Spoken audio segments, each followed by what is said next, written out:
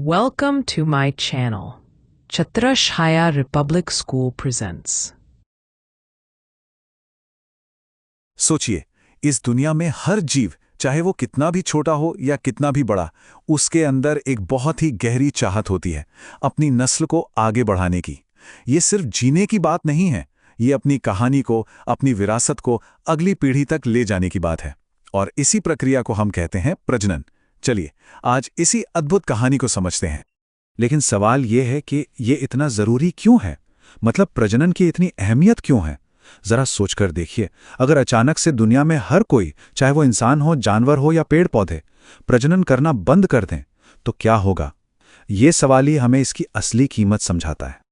सीधा सा जवाब है, इसके बिना किसी भी प्रजाति का वजूद ही खत्म हो जाएगा। ये वो कड़ी है जो एक पीढ़ी को दूसरी पीढ़ी से जोड़ती है। इसी से यह तय होता है कि जीवन चलता रहे, रुके नहीं। एक तरह से यह प्रकृति का वादा है कि कहानी आगे बढ़ती रहेगी। तो ठीक है, मकसद तो एक ही है, जीवन को आगे बढ़ाना। लेकिन कमाल की बात यह है कि प्रकृति ने इसके लिए एक नहीं, बल्कि दो बिल्कुल अलग अलग रास्ते, दो अलग ब्लूप्रिंट बनाए हैं। चलिए, जीवन को बनाने वाली इन दो शानदार रणनीतियों पर एक नजर डालते हैं। तो ये हैं वो दो रास्ते। एक तरफ है सेक्सुअल रिप्रोडक्शन, यानी लैंगिक प्रजनन। इसमें दो पेरेंट्स की जरूरत होती है और जो बच्चा पैदा होता है उसमें दोनों के गुण होते हैं, मतलब एक बिल्कुल नया कॉम्बिनेशन। और दूसरी तरफ है एसेक्सुअल रिप्रोडक्शन, यानी अलैंगिक प्रजनन। इसमें सिर्फ एक ही पेरेंट होता है और बच्चा वो पेरेंट की हूबहू कॉपी होता है, एकदम जेनेटिक कॉपी पेस्ट। तो चलिए, सबसे पहले उस कहानी को समझते हैं जिसमें दो की जरूरत होती है। बात करते हैं लैंगिक प्रजनन की, जहां दो हिस्से मिलकर एक नई जिंदगी की शुरुआत करते हैं। अच्छा, इस कहानी के जो मेन कैरेक्टर्स हैं वो हैं गैमीट्स, यानी युग्मक। ये एक खास सेल्स होते हैं, आप इन्हें जेनेटिक मैसेज ले जाने वाले दूध समझ सकते हैं। मेल गैमीट होता है स्पर्म और फीमेल गैमीट होता है ओवम या अंडा। तो ये मैजिकल मोमेंट होता कैसे है? सोचिए, लाखों स्पर्म एक रेस में है और मंजिल एक ही है, एग तक पहुंचना। जब वो वहां पहुंचते हैं तो सिर्फ एक स्पर्म ही एग के अंदर जा पाता है। और फिर सबसे अहम पल आता है। स्पर्म और एग दोनों के न्यूक्लियस, यानी उनके जेनेटिक खजाने, आपस में मिल जाते हैं और इसी मिलन से जो पहली सेल बनती है उसे कहते हैं जाइगोट। बस यहीं से एक बिल्कुल नई जिंदगी का सफर शुरू होता है। लेकिन ये जो फ्यूजन है, ये हमेशा किसी सेफ जगह पर नहीं होता। जैसे इंसानों या दूसरे मैमल्स में ये फीमेल बॉडी के अंदर होता है, जिसे हम इंटरनल फर्टिलाइजेशन कहते हैं, सब कुछ सुरक्षित माहौल में। पर मेंढक और मछलियों जैसे पानी में रहने वाले जीवों के लिए कहानी बिल्कुल अलग है।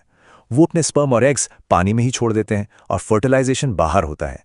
ये बहुत रिस्की है, इसीलिए वो सैकड़ों, हजारों अंडे देते हैं, इस उम्मीद में कि इतने खतरों के बावजूद कुछ तो बच जाएंगे।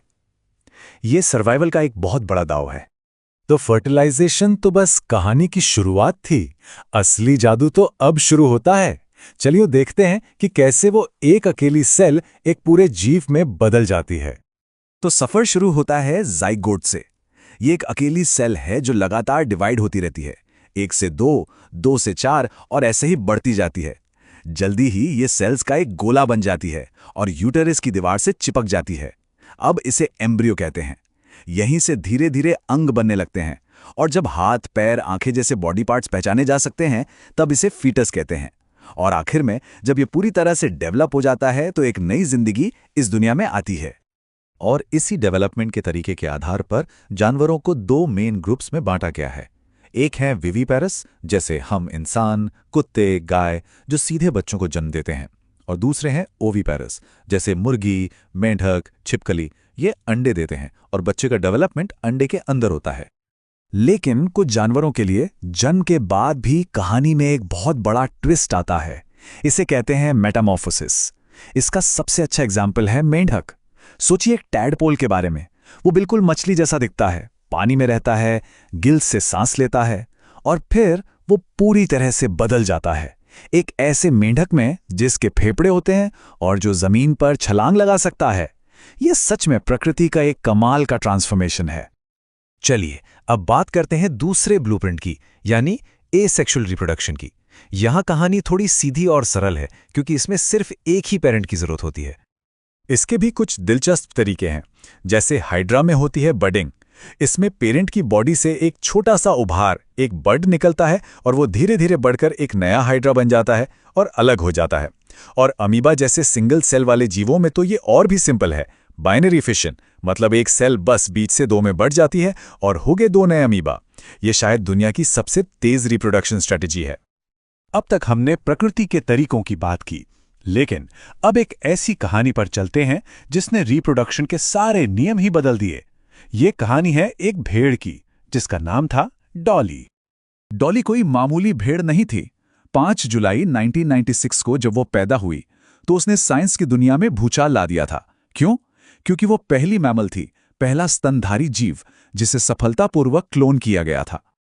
तो ये किया कैसे गया? ये प्रोसेस बहुत ही कमाल का था। सुनिए, साइंटिस्ट ने एक भेड़ ली, फिन डॉर्सेट शीप, और उसकी बॉडी से एक नॉर्मल सेल लिया। फिर उन्होंने एक दूसरी भेड़ ली, स्कॉटिश ब्लैकफेस, और उससे एक एग सेल लिया। अब आता है सबसे जरूरी हिस्सा। उन्होंने एग सेल में से उसका अपना न्यूक्लियस यानी जेनेटिक मटेरियल बाहर निकाल दिया और फिर पहली भेड़ के सेल का न्यूक्लियस उस खाली अंडे में डाल दिया। आखिर में इस नए एम्ब्रियो को स्कॉटिश ब्लैकहेज भेड़ के गर्भ में डाल दिया गया, जो सरोगेट मदर बनी। और जब डॉली पैदा हुई तो नतीजा सबके सामने था। उसे जन्म देने वाली मां का चेहरा काला था, लेकिन डॉली का चेहरा बिल्कुल सफेद था।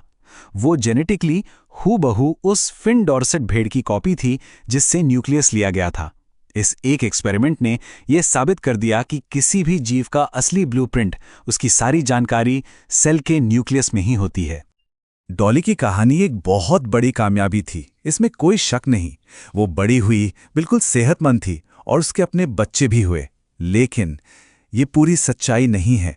सच तो ये है कि क्लोनिंग एक बहुत मुश्किल प्रोसेस है। एक डॉली को बनाने के लिए सैकड़ों कोशिशें नाकाम हुई थीं। बहुत से क्लोन किए गए जानवर या तो पैदा ही नहीं हो पाते या फिर बहुत सारी हेल्थ प्रॉब्लम्स के साथ पैदा होते हैं। तो हमने देखा कि कैसे जीवन अपने आप को आगे बढ़ाने के लिए अलग अलग रास्ते अपनाता है। कहीं 2 पेरेंट्स मिलकर विविधता लाते हैं, तो कहीं एक ही पेरेंट अपनी कॉपी बना लेता है। और फिर विज्ञान ने क्लोनिंग जैसा एक नया ही रास्ता खोल दिया। ये सब हमें एक बड़े सवाल के सामने लाकर खड़ा कर देता है। जैसे जैसे साइंस तरक्की कर रहा है, रिप्रोडक्शन की कहानी का अगला पन्ना क्या होगा?